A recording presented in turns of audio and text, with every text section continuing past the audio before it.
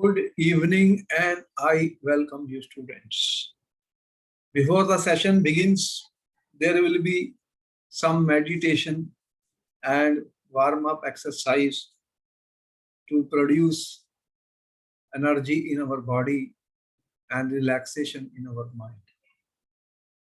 Are you aware of Kapal Bharti? No, sir. What is that Kapal Bharti? You will inhale and exhale. Inhale and exhale from the nose, nostril. Inhale from the nostril, exhale. And with force, you will exhale and the belly goes inside. You know it? Tell me. Yes, sir. All right. Close your eyes, sit comfortably on the chair. Relax yourself. Relax yourself. The feet should be touching the ground. And I'm taking my spectacles off. Your two palms relaxed like this on your laps or on the table. Okay? Are you comfortable? Yes, sir. First, we will take 3 deep breaths and out 3 deep breaths. Ujjayi breathing 3 times and inhaling and exhaling. Inhale. Exhale from the mouth. Inhale. Exhale from the mouth. Last time.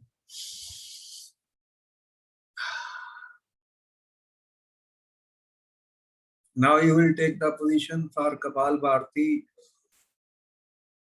10 rounds. 1, 2, 3, start.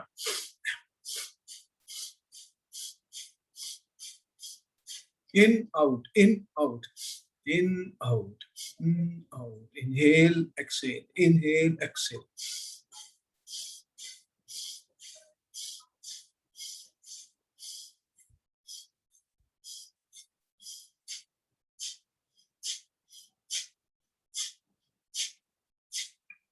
All right, come back. Rub your hands. Gently massage your face. Express gratitude and thanks to the God for all the good things we have. We thank you, God. We thank you, universe, that we are having everything we want and we are happy and enjoying the life. All right, slowly open your eyes with smiles. All right, you are back. Yes, sir. Okay, rotate the neck to the right side. Inhale, exhale to the left. Inhale to the right. Exhale to the left. Inhale. Exhale, neck down. Inhale, up. Exhale, neck down. Inhale, up. 3 clockwise rotation to the neck. Full rotation. Inhale, exhale. Inhale, half inhale, exhale, half. 3 clockwise. 3 anti-clockwise. Inhale, exhale. Inhale, half and exhale. Inhale, exhale. There should be no tension in the neck. You have a shoulders.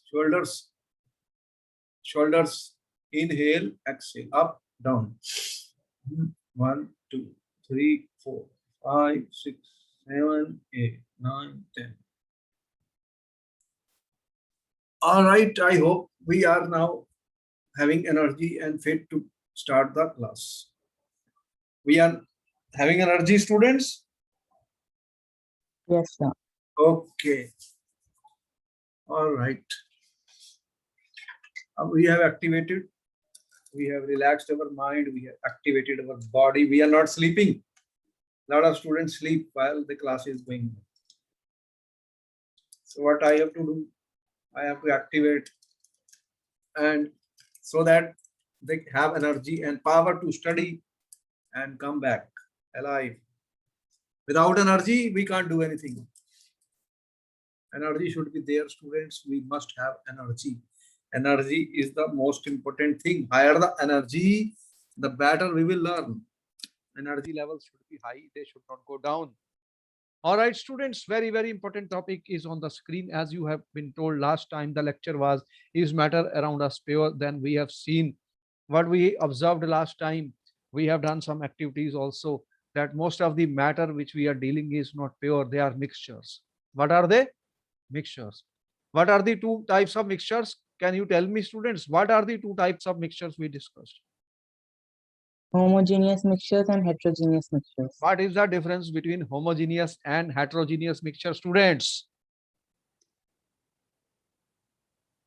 We have given many differences last time in the tabular form, the difference between homogeneous and heterogeneous mixtures.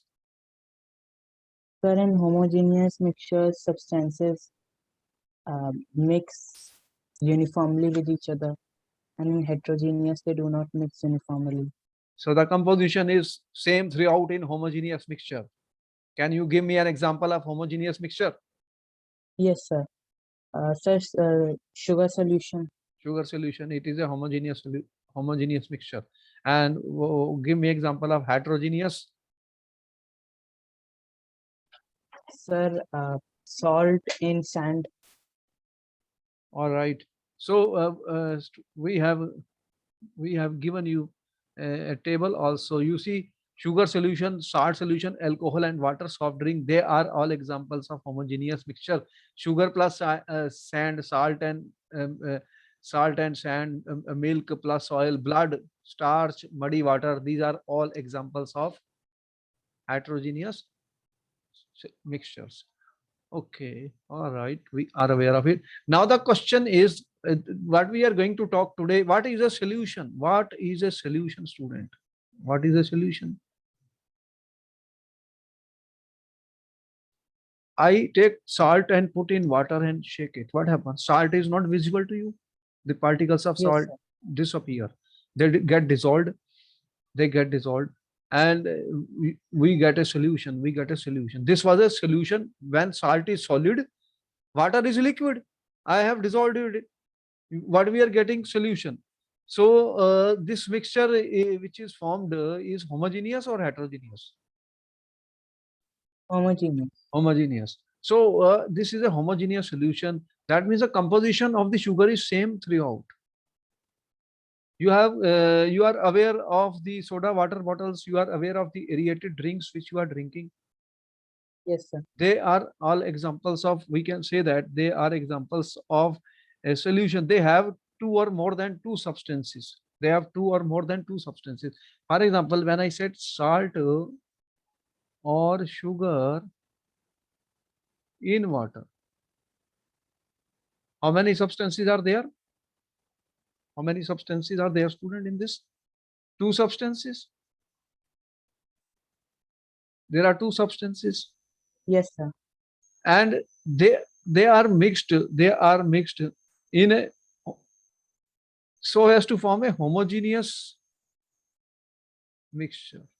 What they are forming? Homogeneous mixture mean the composition is same throughout. The composition of, what I'm saying, the composition of salt in water is uniform throughout. Is uniform throughout. This was my, if I say this is my container, there is water in it, water, and you are adding salt and you dissolve it. Okay? Is a glass rod. You dissolve salt in water, then you are saying what you are getting is a homogeneous solution. So what we call this is a solution. We are saying this is a solution. What then solution is? This is a solution. Is a homogeneous. Does the salt settles down when you make a solution? Have you ever seen salt settling down in a salt solution? No. So it is a homogeneous and does not settle out. That is a solution. And that is a solution. And there is another thing which we have written here, suspension and a colloid. We are going to study all this in this topic. Suspension. What do you mean by suspension? If I put mud in water, what happens? The mud settles down. Okay? You can see the two are settling out. There are two substances, one is settling down. So you can say that, all right, mud in water. We will explain them in more detail very soon. And third thing, we have written something called a colloid. In detail, we are going to discuss that. That means colloid is in between the solution and suspension. If I take milk, students, what is milk? Milk has got solvent, water, and some fat particles. The size of those particles is in between the size of the particle of suspension and the solution. In solution, the particle size of one substance, the solute, which we call, is very small. In suspension, it is larger and they settle down and they are visible. Solution is homogeneous. Suspension is not homogeneous, it is heterogeneous. And then the third category will be colloid, which will be studied in this. And we will study the properties and find out how to distinguish them. So right now we can say that what is the definition of a solution then? Solution is a homogeneous mixture of two or more substances. It is a homogeneous mixture of two or more substances. So what I am saying, what is the definition of the solution I am giving to you, students? It is a homogeneous mixture of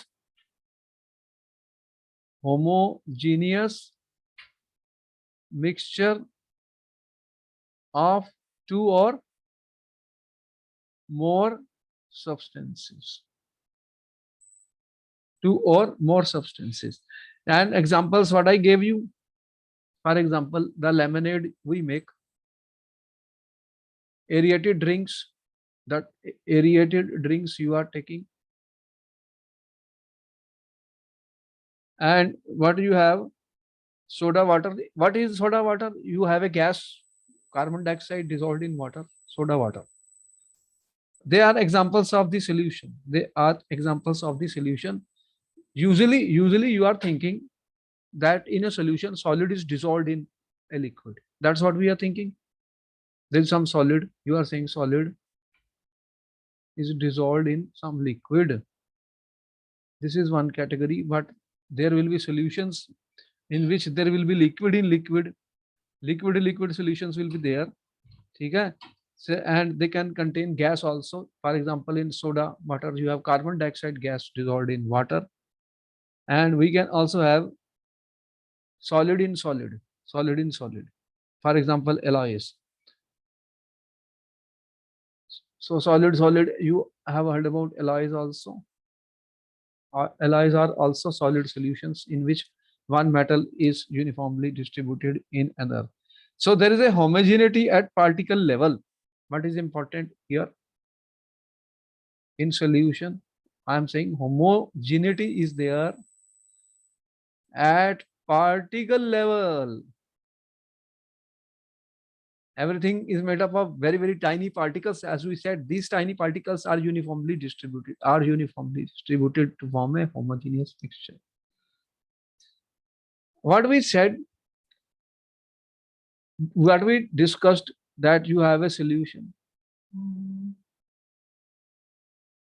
One, you have a solution. Second, you are saying there is a suspension.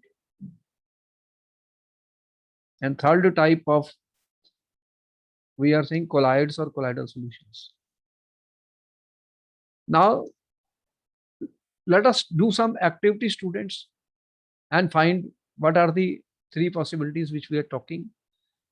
Let us divide the class into 4 groups, A, B, C, and D. Distribute the following sample to each group. Few crystal of copper sulfate to A, 1 spatula full of copper sulfate to group B, chalk powder or wheat flour to group C, few drops of milk or ink to group D. Okay? How many groups we have made? A, B, C, D. What do you have here? Copper sulfate. Copper sulfate. You know, it is blue in color if you will see the solid copper sulfate. One spatula means just like one spoon copper sulfate. Few crystals. Here you have given few crystal. Here you have given one spatula. ठीक है? Here what you are giving chalk powder. Chalk we write na, powder it will become chalk powder. Then milk or ink to a group D. Each group should add the given sample in water and stir properly with a glass rod. Are the particles in mixture visible? Take 1 spoon of copper sulfate, dissolve, glass rod, mix it. Now the question is, are the particles of copper sulfate visible in A and B?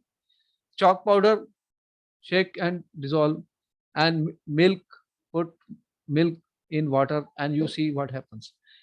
First, are the particles in the mixture visible? First point. Direct a beam of light from a torch through the beaker containing mixture and observe from the front. Was the path of beam of light visible? Number 2 thing. These are the properties which we are studying. Leave the mixture undisturbed for few minutes and set up the filtration apparatus. In the meantime, is the mixture stable? Do the particles begin to settle down? Number 3 point. Filter the mixture. Is there any residue on the filter paper? 4th, filtration. Discuss the results in the form of opinion. This can be done in the science lab, chemistry lab easily. Now, can you tell me, student, what is our observation? Tell me what do you think is the answer? Are the particles in the mixture visible? Tell me in A, B, C or D. Copper sulfate particles visible to you in A? No, sir. No. Visible here? No. Color is more intense here. Chalk powder particles visible?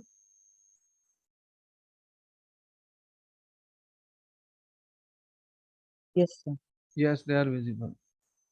Can you see the particles of the milk? Particles of the milk?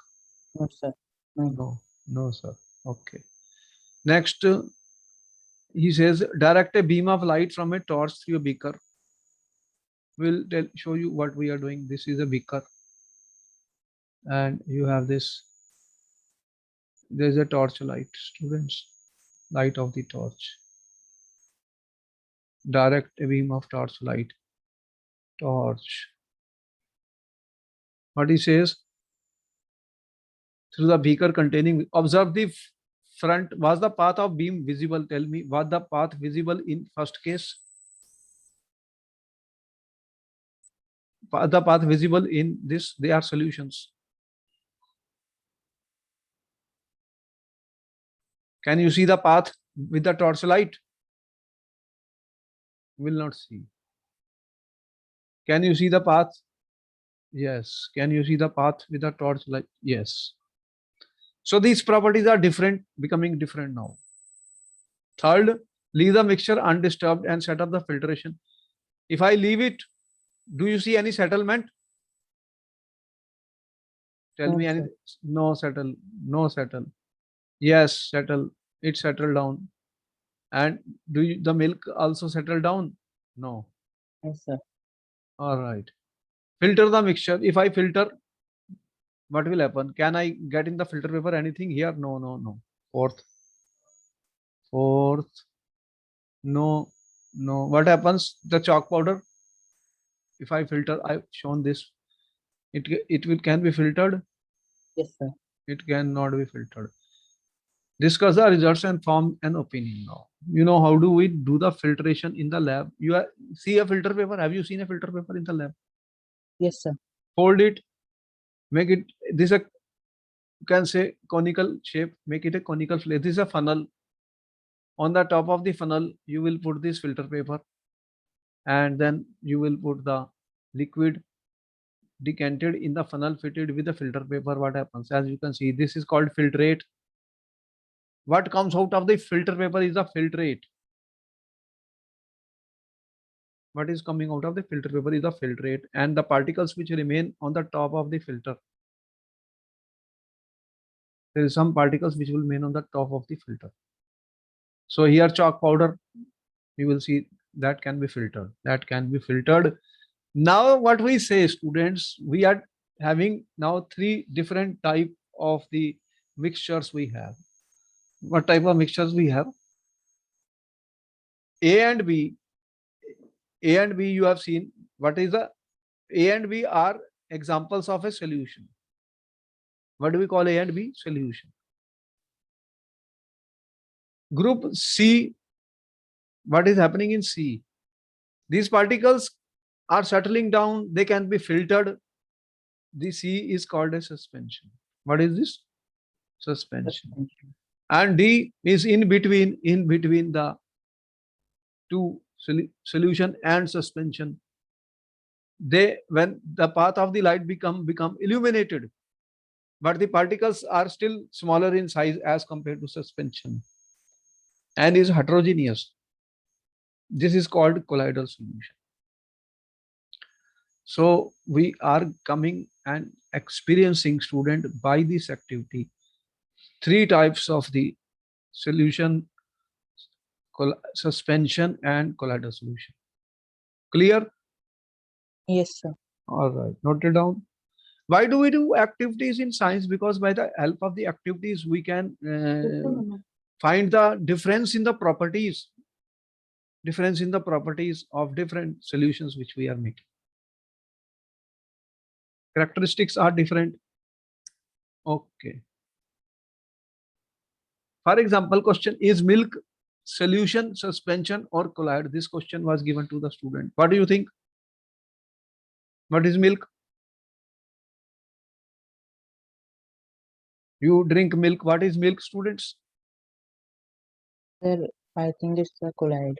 Milk is a colloid with tiny globs of butter fat suspended throughout the liquid.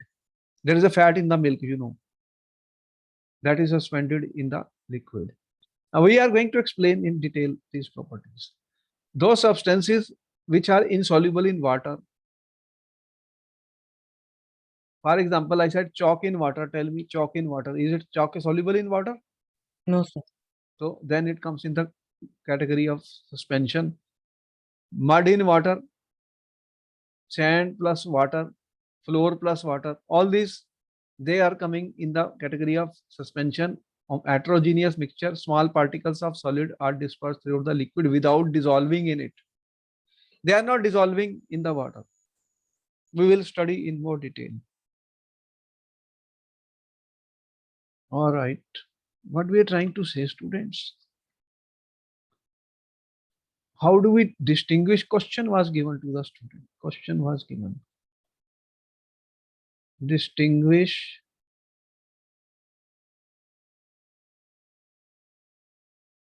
solution or true solution. What we said? True solution.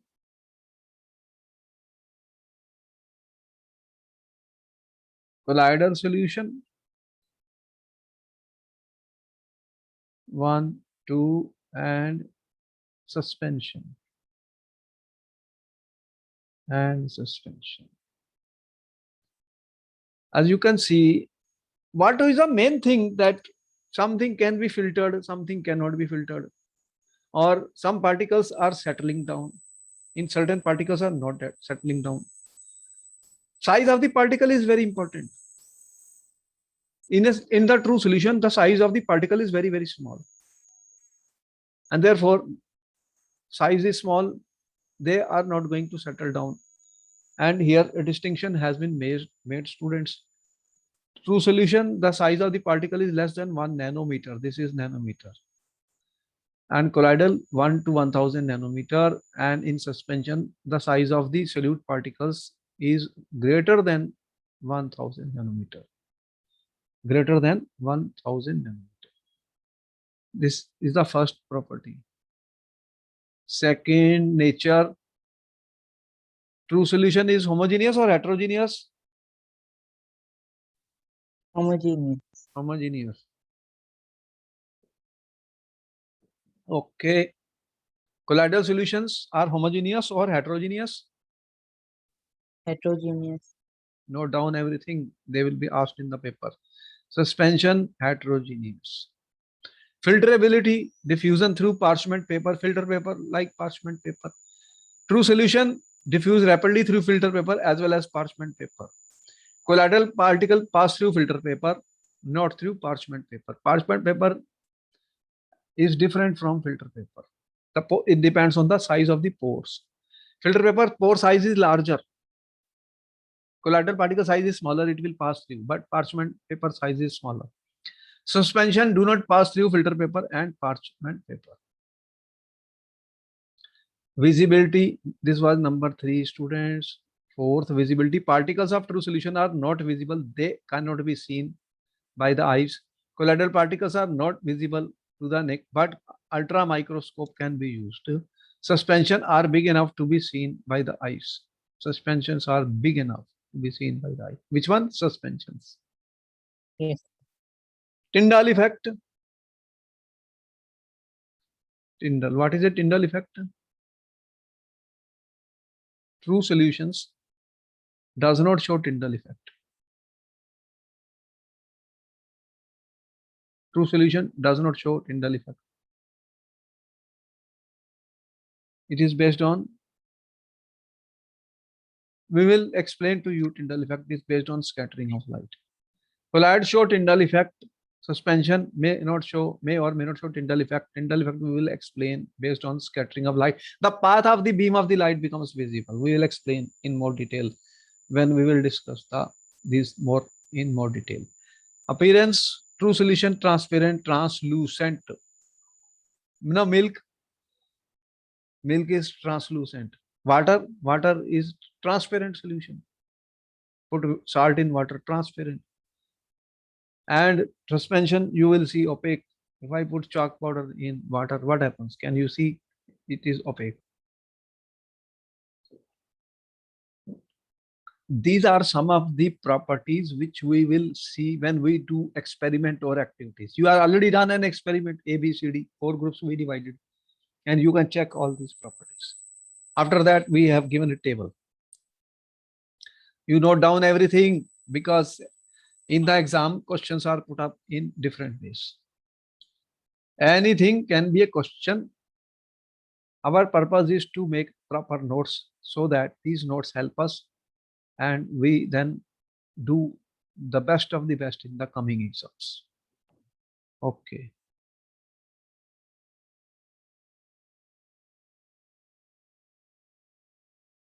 If I put up a question to you students, what is meant by a substance? What is meant by a substance?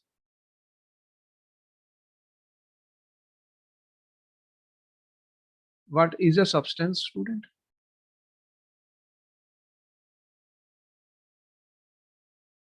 What do you mean by a substance? When I say, oh, this is a substance, you think this is sodium salt or NaCl, this is a substance. Oxygen gas, you are saying there is oxygen gas is a substance. How are you saying copper wire? Copper is a substance. So what we mean by a substance? What we are talking? Substance means what? Is a substance is a matter? Substance is what is substance? Is a matter? It could be element or a compound. When I say substance is a matter, students. Substance is matter. It could be element or a compound It will have definite properties and composition. That is what we say, right? Yes, sir. Yes, sir. Okay. He said list the points of differences between homogeneous and heterogeneous student. This question asked many times in the paper. You have already given answer to me and table form is available. We have given 5 to 6 differences between them. You question already answered. Tell me fast, only 30 seconds for this question.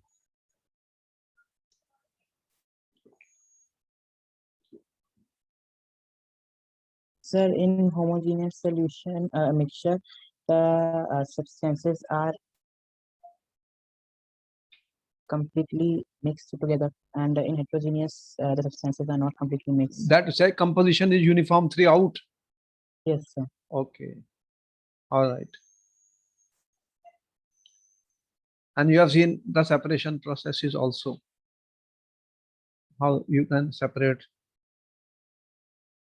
All right. This answer we are given in full form. So what we said, student, a solution is a homogeneous mixture of two or more components in which the size of the particle is smaller than 1 nanometer. Now we are coming to, after doing the activities which you have done, we can define it in a more clear terms. Homogeneous mixture of two or more components. What is the size of the particles in solution?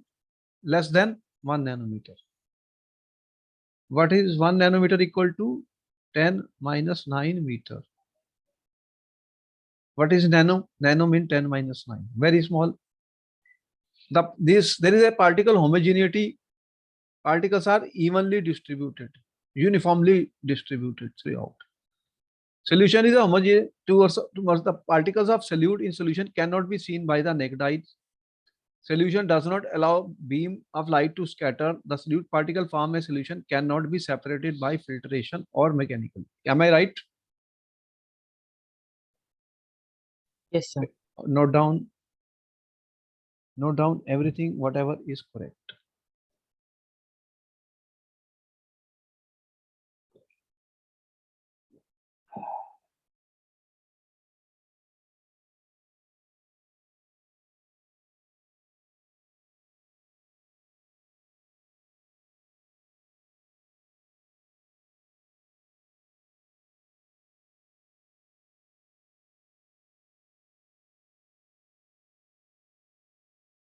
Usually we think of a solution as a liquid that contains either solid, liquid or gas, but we can also have solid solutions. Solid solutions.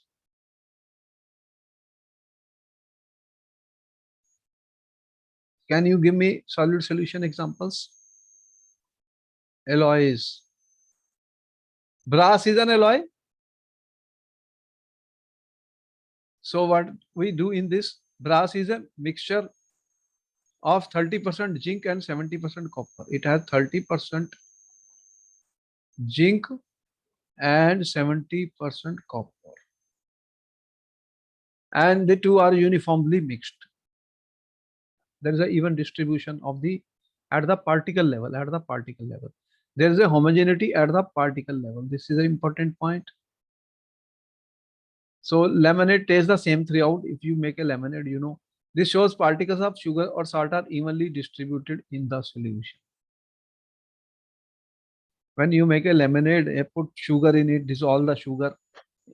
All you take half a glass or full glass or distribute in 10 glasses. They are equally sweet.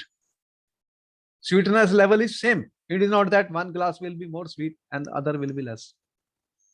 Am I right? Yes, sir. Okay.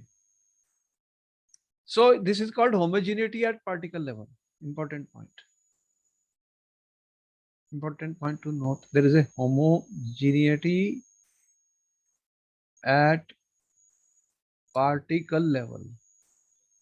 At particle level. Important point when we have said alloys are mixture of two or more metal and a non-metal and cannot be separated into component by physical methods. But alloy is considered as a mixture because it shows the properties of the constituents and can have variable composition.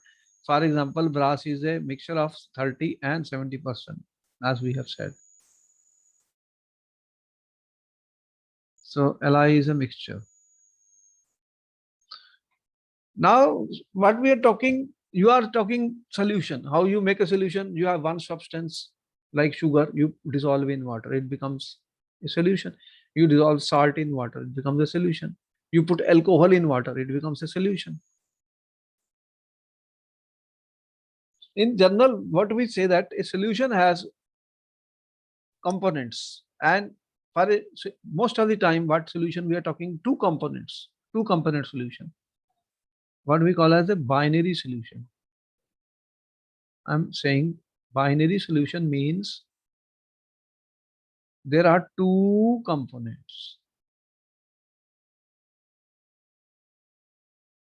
Usually one is in larger amount, the other is in smaller amount.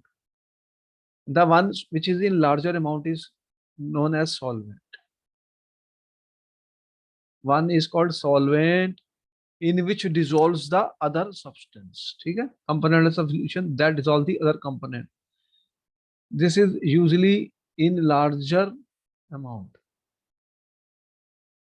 In larger amount, I'm saying. Something is large in that we are dissolving another substance, so that we call as solute. Solute is that component which is dissolved in the solvent. Solute is dissolved in the solvent. And usually this is present in lesser amount. Lesser amount. ठीक है? Note down. You have seen in the lab bottles, for example, I see there's a bottle. In this bottle, they are writing dilute HCl. Another bottle, I see in the chemistry lab students. What they write? Concentrated HCl. Have you seen such bottles in the lab? Dilute Yes, and sir. concentrated. What is the difference between the two? Concentrated, if something concentrated sulfuric acid falls on your hand, you know it will be causing a lot of irritation and it will cause serious burn injuries. Dilute are easy to handle. Concentrated are very strong solutions, very strong solution. What it means? When the solute is more in the solvent, then it becomes a concentrated solution. If the Yes, sir. amount of solute is less in the solvent, it becomes a dilute solution. Okay? Yes, sir. All right, note down this also. One will be dilute solutions. Solution having small amount of solute is called dilute solution. Solution having large amount of solute is called concentrated solution. So you will have dilute solution, you will have concentrated solution. It depends on what, how much amount of solute we have. More solute, that will mean Concentrated. solution. Usually concentrated solution should be handled with care in the chemistry lab because they are very, very strong solutions. Sometimes we are saying saturated solution. What happens? For example, supposing I take students 100 milliliter of water. How much? 100 milliliter of water. You add 5 gram of salt. It dissolves. Shake it with a rod. Add 5 more gram of salt. It dissolves. Add 5 more gram of the salt. It dissolves. A time will come when no more of salt will dissolve. Now more salt cannot be dissolved. What will happen? It will settle down. What type of solution is this now? We said the solution has become saturated. So this is what I mean by saturated solution, in which no more quantity of solute can be dissolved at a given temperature. Why temperature? Because there is a room temperature. If I start heating, then what will happen? Some more solute may be dissolved. So at a given temperature, when a solution, no more quantity of solute can be dissolved, that solution is called, tell me fast. Saturated solution. Note it down. They will ask you what is a saturated solution. What is a saturated solution? Note down.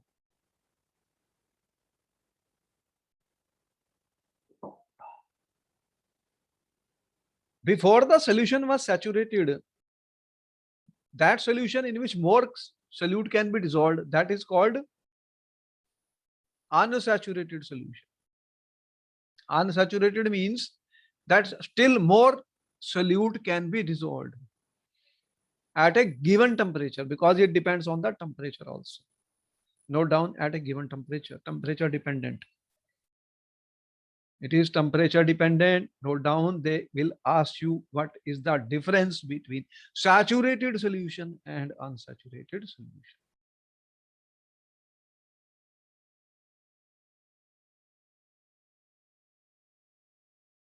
Saturated solution and unsaturated solution. They will ask you, students.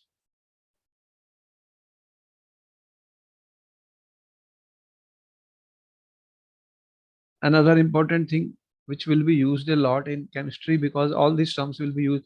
You are saying solubility. What do you mean by solubility?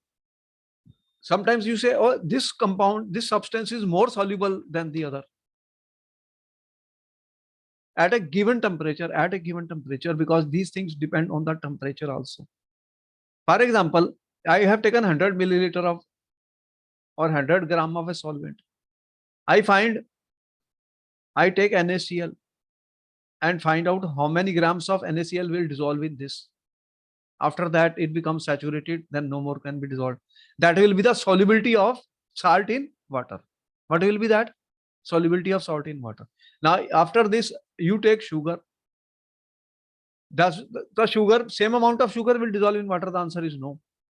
It may be more or it may be less to become a saturated solution. Then you take some other substances like copper sulfate. You take some other substances, barium chloride or barium sulfate, and different substances will have different solubility. Different amounts will be dissolved to form a saturated solution at a given temperature for a fixed amount of solvent. Water is a solvent. These are solutes.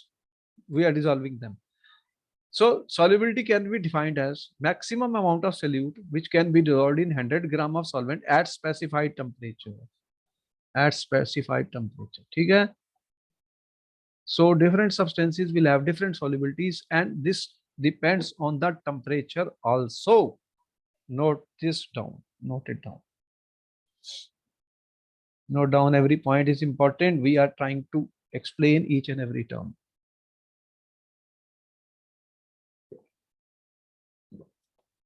Noted? Yes, sir. Some of the examples of the solution. They will ask you, give examples. Give examples of solutions. Solution of sugar in water is a solid in liquid solution. Solid, solute is solid. Solvent is liquid. For example, when I put sugar in water, okay, this is an example of solid in liquid solution. Sugar is solid Yes, sir. and water is liquid. Then a solution of iodine in alcohol. Here, what was that? Sugar was solid and you have water as my solvent. Here, this is number one. Number two, what you have? Iodine. Iodine is solid. Solid iodine, as solid. And it is dissolved in alcohol. Solvent is alcohol. This is called tincture of iodine. You know tincture of iodine, where it is used? Tincture of iodine. You know, small cuts and wounds in the school, there is a solution, violet color solution. They will use, rub it on the arms. Iodine in alcohol. Another thing, aerated drinks. Third, what is aerated drink? What is solute? Carbon dioxide gas is the solute here, and it is dissolved in liquid. water, liquid. This is a liquid, which is a solvent. They are all examples of the solution. So this is gas in liquid, gas in liquid, gas in liquid. This is solid in liquid, solid in liquid solutions, gas in liquid solutions. And the fourth one, air. Air is a mixture of gases. Air is a mixture. What gases are present? 21% oxygen. Oxygen gas, how much? 21%. And what is the nitrogen gas? 78%. So it will become the solvent. Yes. And oxygen will become the Solute. solute. So solute can be solid, liquid or gas. Solvent can be solid, liquid or gas. Depends on general we are saying what is in larger amount is solvent and what is smaller amount is solute. ठीक है? Yes, sir. Okay. Concentration of a solution. For example, what do you mean by concentration? For example, here I have water. Supposing you have 100 milliliter or 100 gram of water. One student add 10 gram of NaCl salt and another student add 20 gram of NaCl. This is A and this is B. Tell me, are the two same concentrations? No, sir. This is more concentrated as compared to this. So what is the amount of solute in a given amount of this solution? The solution is made from two things. Solution amount is the amount of solution is equal to amount of the solvent plus Solute. amount of solute. Amount of solute. That is the solution. So then solution is different. Which has smaller concentration of solute, we say dilute solution. Which has larger concentrated. How will we express it? We will try to see. Let us see an activity. What activity is he saying? Take 50 milliliter of water each in two separate beakers. Add salt in one beaker and sugar or barium chloride in the second. When no more solute can be dissolved, heat the contents of the beaker to raise the temperature by about 5 degrees. Start adding more solute. Is the amount of salt or sugar or barium chloride that can be dissolved at a given time the same? First question. Tell me. No, sir. Different, because different substances have different solubility. So same amount cannot be dissolved. Is the amount of salt, sugar or barium chloride that can be dissolved in water at a given same? Answer is no. Why? Because salt, sugar and barium chloride,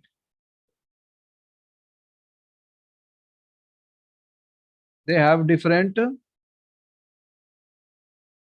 solubility. And since solubility depends on the temperature, that's why he has mentioned the temperature.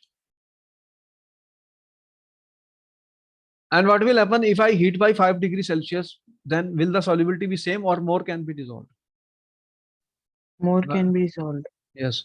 So when I will heat it, the solubility can increase and more substances can be dissolved. More amounts can be dissolved on heating because it depends on the temperature. Now, how to express the concentration of the solutions? There are two ways which we will use for our class. And in higher classes, we will see many more methods of expressing concentration. Here we are saying mass by mass percentage. Mass of the solute divided by mass of the solution into 100. What is that? Mass by mass percentage. One, we are studying this. Second, mass by volume percentage. These are very commonly used. When you buy certain medicines or certain bottles, they express the concentrations. They can express it by mass percentage or by mass by volume percentage also. Mass by volume percentage means mass of the solute divided by volume of the solution into 100. ठीक है? Yes, sir. For example, students, if I have mass of solute, supposing 10 gram, and I dissolve in 100 gram of water, then I ask you, what is the mass percentage of solution? You have 1 minute to answer the question. 10%. How much? 10%. 10% is not the correct answer.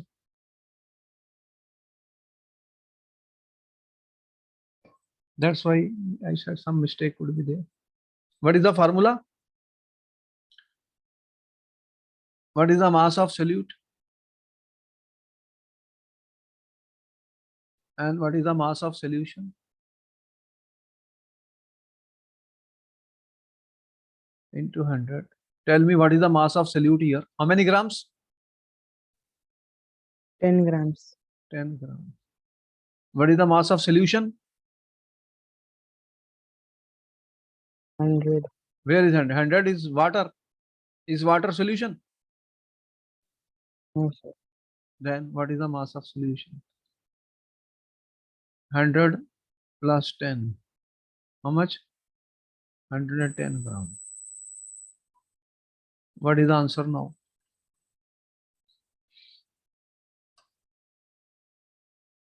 What is the answer now?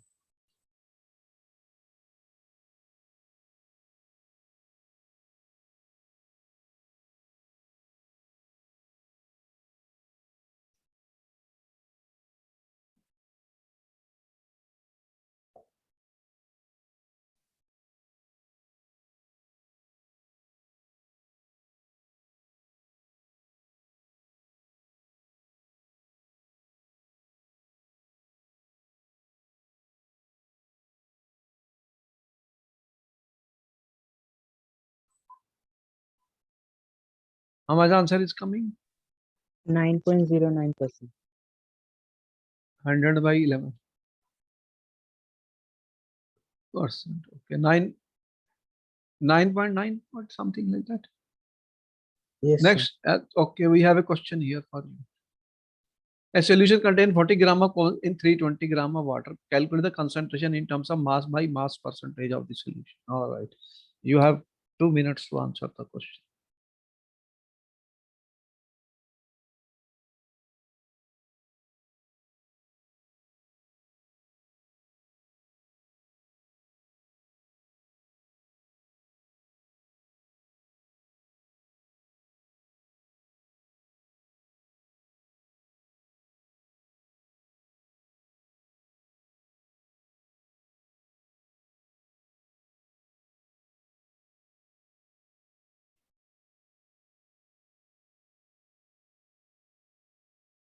What is the mass of common salt?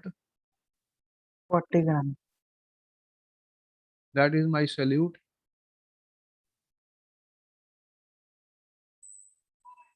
What is the mass of water? 320 grams. That is my solvent.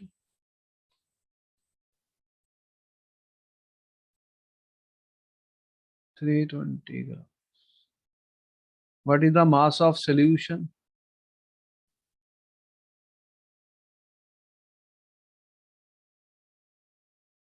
How much? 360 grams. 360 grams. Then what is the mass percentage?